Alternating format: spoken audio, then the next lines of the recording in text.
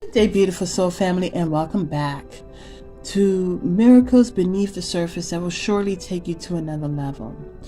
And so this is about what if. Now, there are times where God will bring it to my understanding of what if this would happen. So just got finished doing a family Bible study, and I really wish that we do more family Bible studies because it's truly enriching, okay? It edifies the body, it edifies the home, the family, okay? Family structures, it builds the foundations, it strengthens foundations. Because truthfully be told, Job, he prayed for his sons and daughters, but this was something that they should have been doing on their own. And even in the Bible, in Job, it states that Job did sacrifices and he prayed for himself and on behalf of his sons and daughters, especially when they partied and hold different festivals, because he didn't know if they brought reproach to God. And so the thing about it shows just how faithful Job was and how thorough Job was, okay? And so, but anyways, the thing about it, this video is a very serious video, and it's a very serious thing that we should all think about. Now, I love reading the Word of God, the Bible. I love it. I cherish it more than I can even express.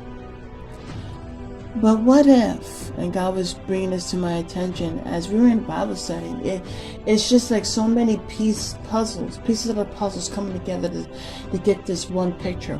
What if we looked around and the Bibles disappeared? Now, something drastic would have taken place, right?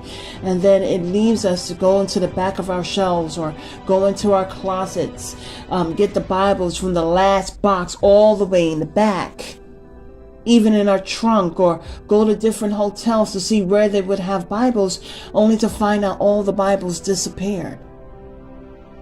Or what if the books are there? Because you know what, the thing about it is there's plenty of Bibles, right? But is anyone opening them? And I'm not saying there aren't a lot of people opening the Bible, but there is a high percentage of people who are not opening the Bible. Now, what if, okay, here's a part two, or what if part two, what if the books are there, the Bibles are there, but the words are not there? So then you have maybe some Bibles have disappeared and they're wondering what's going on. And then we have some scenarios where they have the Bible, but there's no words. Or what if, okay, my son brought this to my attention, what if they have the Bible, they open it up because they're hearing about the disappearances of the Bibles, and they look in the Bible, and right before their very eyes, the words disappear. You know, another thing came up was, what if, and this is the last what if, okay? But what if, you know, people who took the Bible for granted, what if they look in the Bible and they don't see anything, but the children of God who do read the Bible on a regular, they see it? And I was saying to my sons, well, you know, really that's what's going on.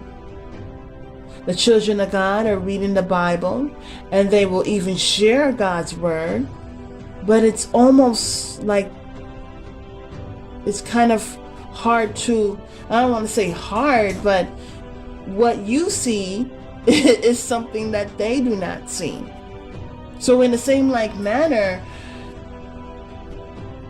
a child of God is going to look at the Bible and see exactly what God is saying, and somebody else who doesn't really care about the Bible or God will look at the same Bible and see nothing. You know, in the Bible, it does say that there's going to be a time frame where the true prophets of God will not be speaking. And those that do speak will be of those who are false prophets. Now, the thing about it is it brings me to when there was a bunch of prophets, or prophets, and they wanted, there was a king that wanted to know the truth. Now, they wanted to know the truth, but they didn't really want the truth because it wasn't comforting for them to hear. But at the same note, they didn't want anyone to lie to them. Okay, my point is this. It's like, I can only stick to what God is showing me. It's just that, what if we look around one day and looking for a word from God? It's like, when the door of opportunity is open, no one really cares about it. Well, it'll be open tomorrow, right? But then when the door is halfway closed, then people are still, they're not getting up on the trail of it. They really get on it when it's about to close.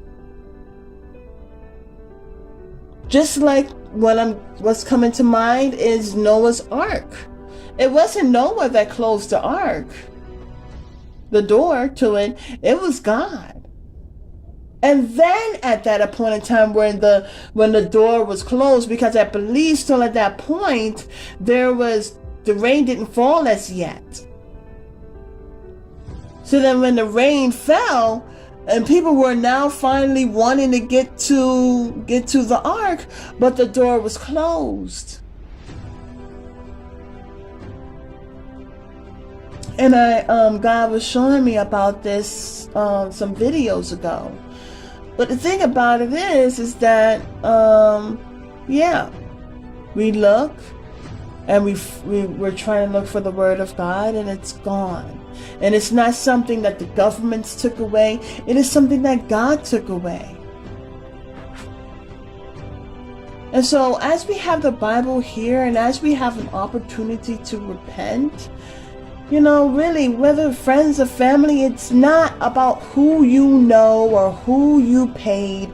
It's about what attention did you pay to God, where it has nothing to do with notoriety or money, but it has to do with your heart.